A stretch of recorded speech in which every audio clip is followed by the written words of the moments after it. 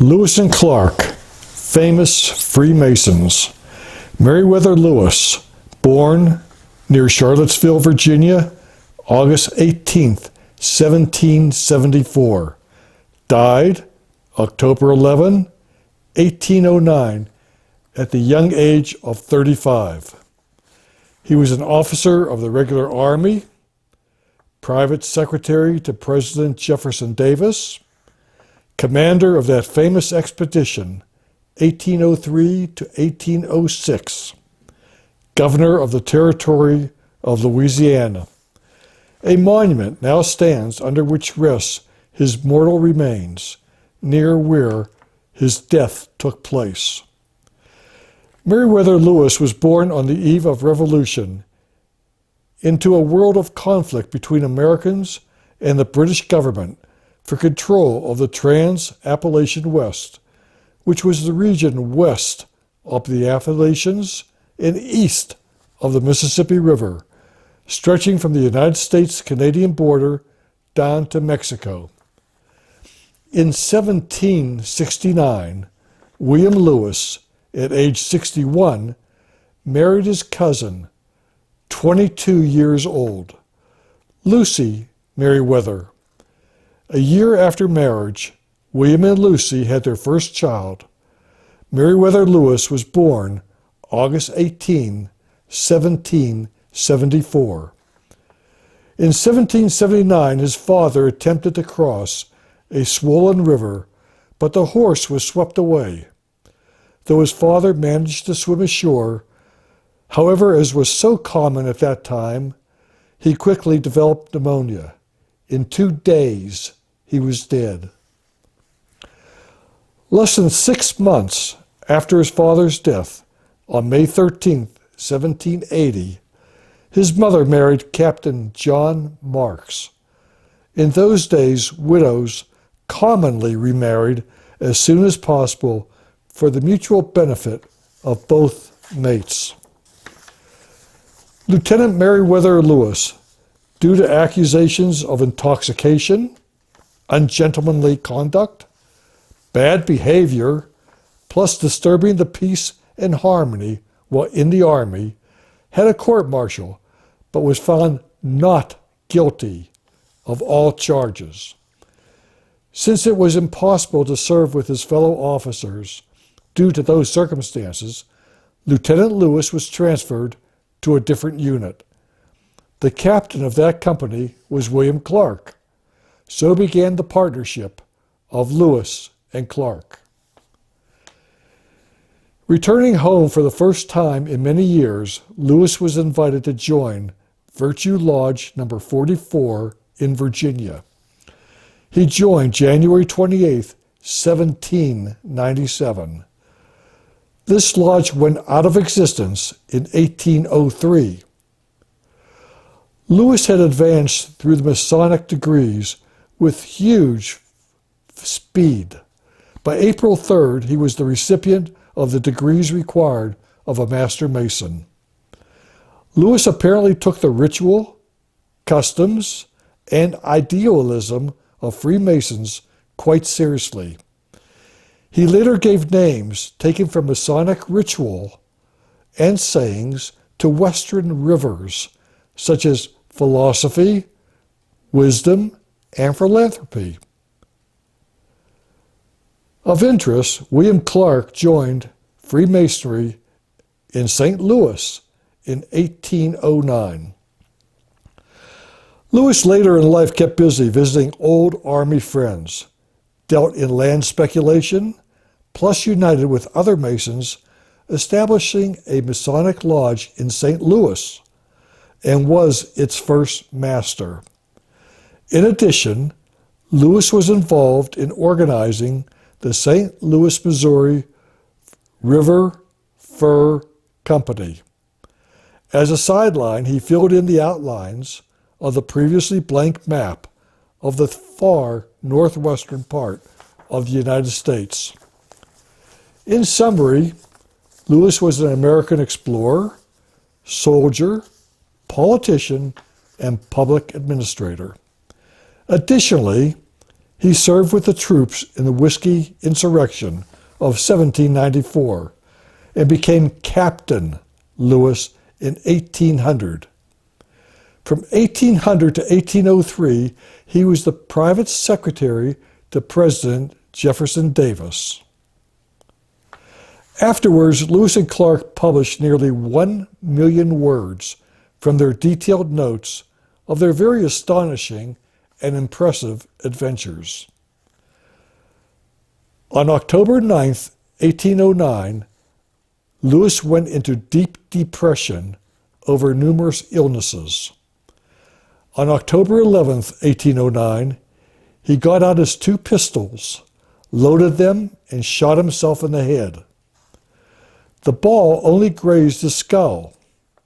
He then took up the other pistol, shot himself in the breast, of which the ball entered and passed downward throughout his body to emerge very low in his backbone. It was said that he tried to kill himself to deprive his enemies the, and I quote, the pleasure and honor, end quote, of doing it. Shortly after sunrise, his heart stopped beating. It had been rumored that he incurred expenses for which no appropriations had been made, and the government rejected his voucher for reimbursement. No one really genuinely knows what precipitated his demise. Meriwether Lewis is buried at the site of Grinders Inn along the Natchez Trace, which is now a parkway.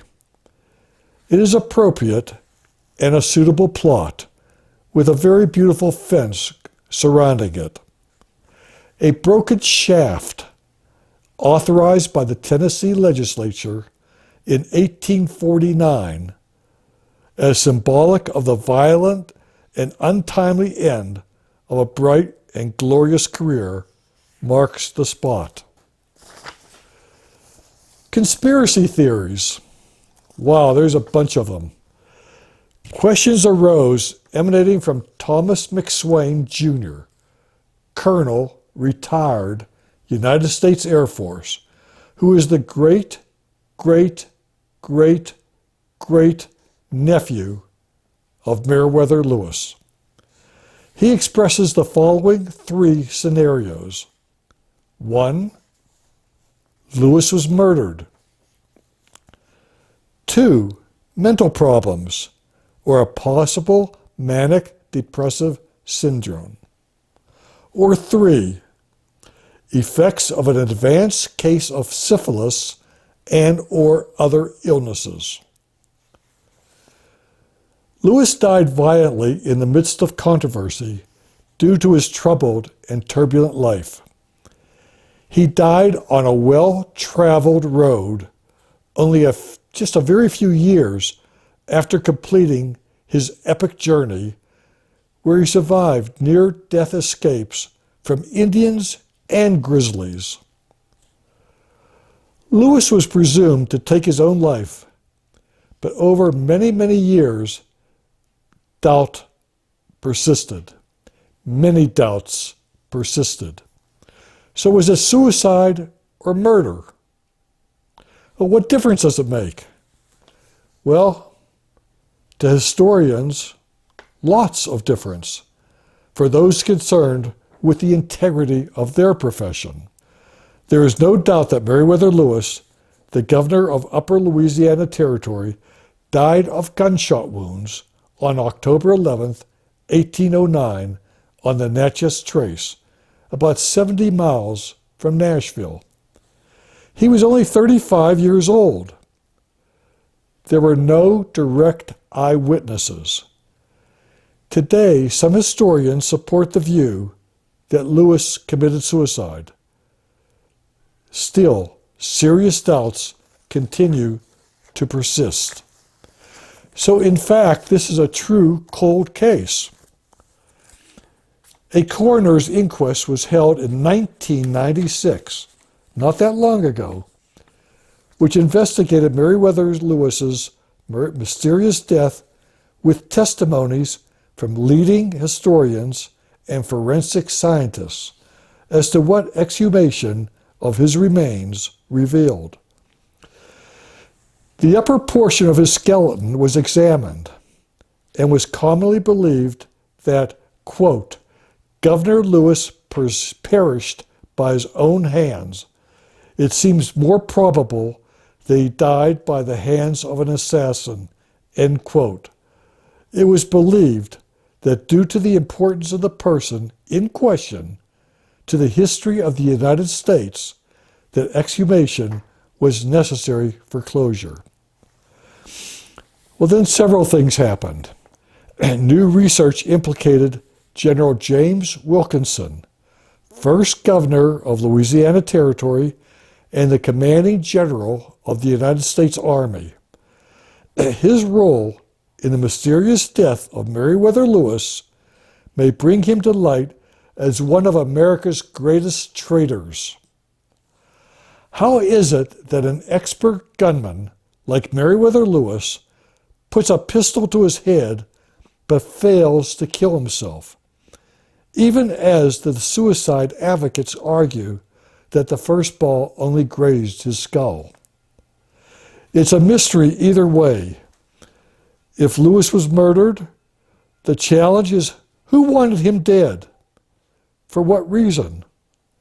Why would he take his own life only 3 years after a triumphant journey into the heart of the North American continent?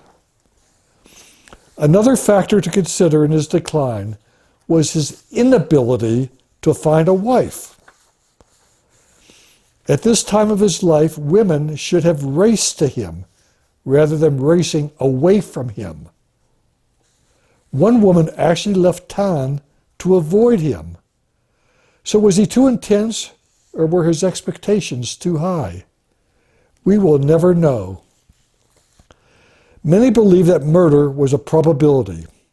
Regrettably, only a forensic exam of the remains could prove homicide.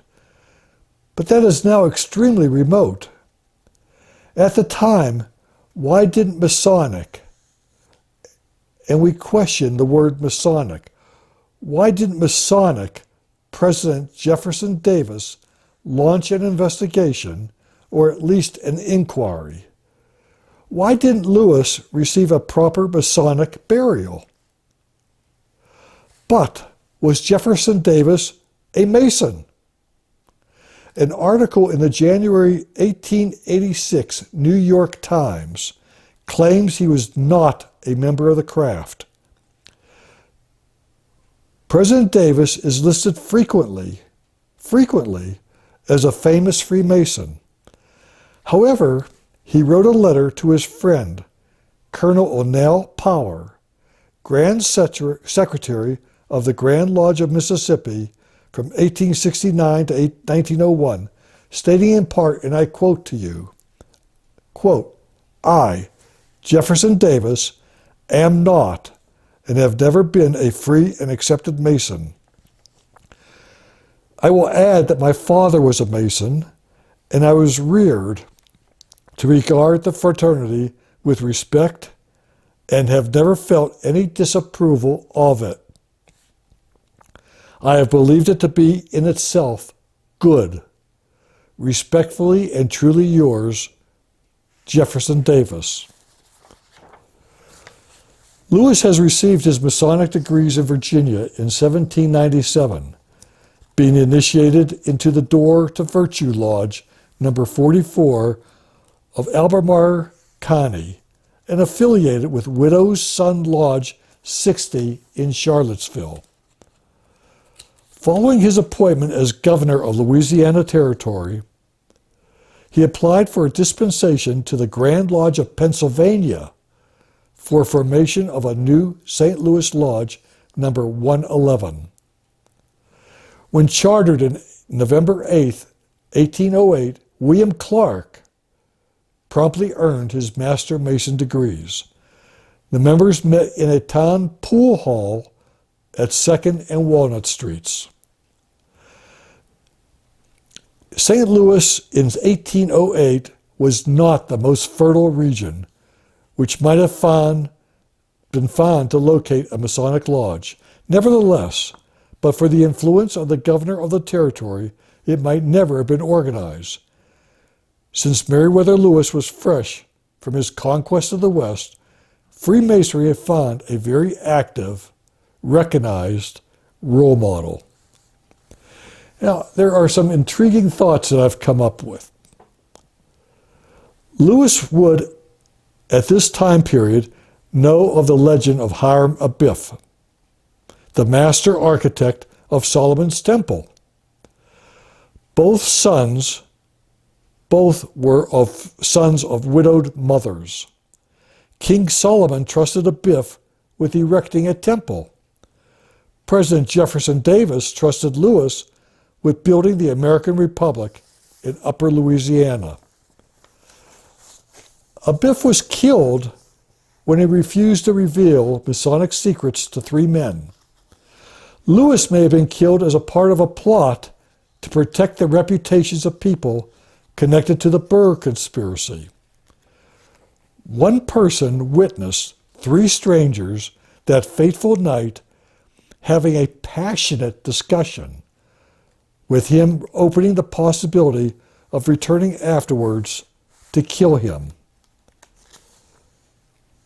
Abiff was hastily buried in a shallow grave, as was Lewis, initially buried in a shallow grave. A member of the Grand Lodge of Helena, Montana, claimed that his Masonic apron was in Lewis's pocket at the time of death, and the, quote, mysterious stains, end quote, on the apron were indeed human blood. Additional tests were not made to determine if that blood was Meriwether Lewis's blood. So again, suicide or murder? If murder, who committed the murder? Perhaps Robert Grinder. In 1814, he bought a 100-acre farm for $250 on the Duck River near Centerville, Tennessee.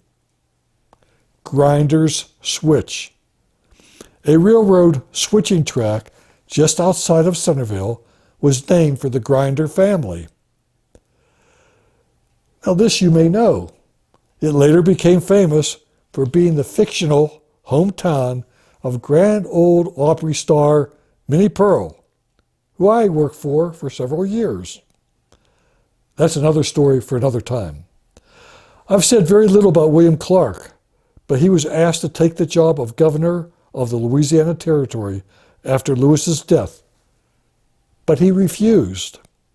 In 1813, Clarke became governor of the new Missouri Territory and superintendent of Indian Affairs.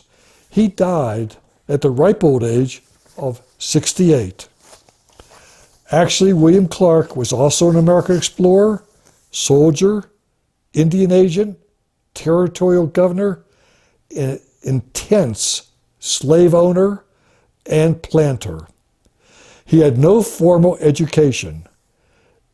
In addition, he fought in several battles with Indians in the Northwest. President Bill Clinton appointed Clarke to the rank of captain in the United States Army posthumously. Lewis and Clarke were on a 3-cent stamp in 1954 on the 151st anniversary of their expedition, 150th anniversary. There are many places named for Lewis and Clarke, and I'll just name a half a dozen. The Lewis and Clarke Community College in Illinois, the Lewis and Clarke Law School in Portland, Oregon, the Lewis and Clarke State College in Idaho, the Lewis and Clarke Elementary School in North Dakota, the Lewis and Clarke College in Oregon. I hope this has given you some idea of the magnitude and influence of Lewis and Clarke. Thank you.